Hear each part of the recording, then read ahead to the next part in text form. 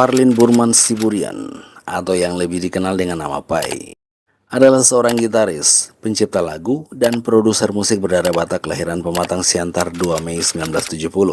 Ia merupakan mantan gitaris grup band Slank dan dikenal dengan permainan gitar yang memiliki pengaruh kuat dari blues dan rock klasik. Seorang gitaris yang dikenal paling mahir memainkan nada-nada blues yang rumit dengan penuh penjiwaan. Pai adalah sosok yang punya peran penting dalam sejarah awal perjalanan karir Slank di belantika musik rock Indonesia. Pai tercatat sebagai musisi yang sering memadukan lick-lick blues dengan gaya rock yang energik. Ia menyuguhkan efek distorsi yang tajam, namun tertata rapi dengan artikulasi nada yang terdengar stabil dan jelas. Ia juga dikenal sebagai gitaris yang mengedepankan improvisasi yang ekspresif, mendukung vokal dan alur musik dengan sempurna. Kontribusi besarnya dalam industri musik tanah air yang telah menangani berbagai-bagai proyek solo untuk semua kategori artis menandakan bahwa Pai adalah salah satu gitaris yang bertahan di tengah derasnya inovasi arus musik. Sosok dan karya-karyanya jadi momentum bagi setiap pendengar musik khususnya slankers jadul. Pada tahun 2018, atas rekomendasi dari Erick Thohir selaku Menteri BUMN, karyanya berjudul meraih bintang terpilih sebagai lagu resmi Asian Games setelah melewati proses pemilihan official Dem Song yang terbilang alot. Lewat tangan dingin Pai dan peran serta Rustam Rastamani selama proses penggarapan, tembang yang awalnya tidak masuk daftar seleksi itu ternyata berhasil menarik perhatian publik dan disadur dalam berbagai bahasa di negara-negara Asia. Kemudian menjadi satu-satunya lagu opening Asian Games yang memorable.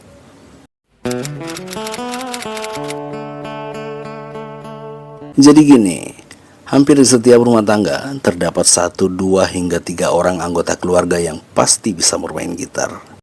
Banyak cinta yang datang mendekat, ku menolak.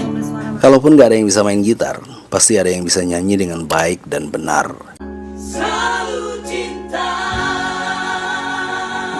Seperti itulah keistimewaan keluarga Batak yang secara fundamental banyak menyerap bakat musik dari lingkungan agama melalui aktivitas paduan suara dan vokal grup, serta kesenian tradisional yang berhubungan dengan musik. Ini yang membuat Pai Siburian dengan mudah mendapat pelajaran dasar bermain gitar dari paman-pamannya saat ia masih duduk di bangku kelas 4 SD.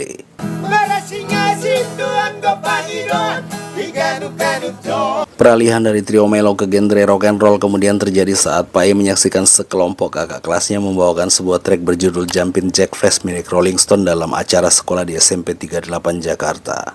Pola yang dibawakan oleh Keith Richards melalui gitar akustik Gibson Hummingbird pada tembang ini menyentuh rasa getolnya menelusuri lebih jauh tentang letak-letak nadi keistimewaan dari musik rock itu sendiri, khususnya pada jalur gitar.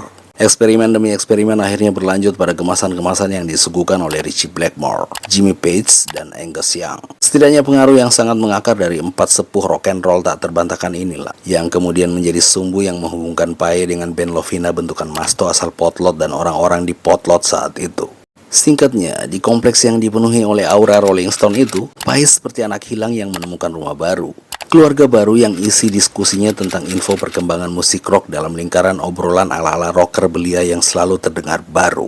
Di sanalah ia menemukan passion bermusik yang sesungguhnya. Di sana ia dipercayakan sebagai penjaga studio musik milik keluarga Siddhartha dan punya kesempatan panjang dalam mendalami dunia 6 senar. Hingga direkrut sebagai gitaris Slank menggantikan posisi Bongki yang saat itu tengah fokus pada studi.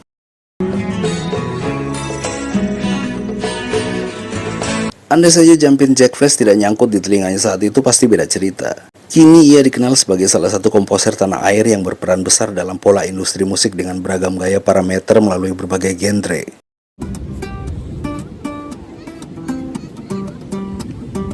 Berkaitan dengan karya-karya Pai setelah hengkang dari Slank, Indra Kadarsi menegaskan bahwa musik BIP tidak bersifat short term tetapi long term. Terjemahan bebasnya ialah album BIP justru mekar mewangi dan digandrungi pada 30 hingga 50 tahun mendatang. Alasannya sederhana, karena kemasan musiknya memang sengaja dipersiapkan untuk telinga penikmat musik di era yang lebih modern dari saat ini. Saat usia penggemar F13 dan ketiga personil BIP memang sudah sangat renta.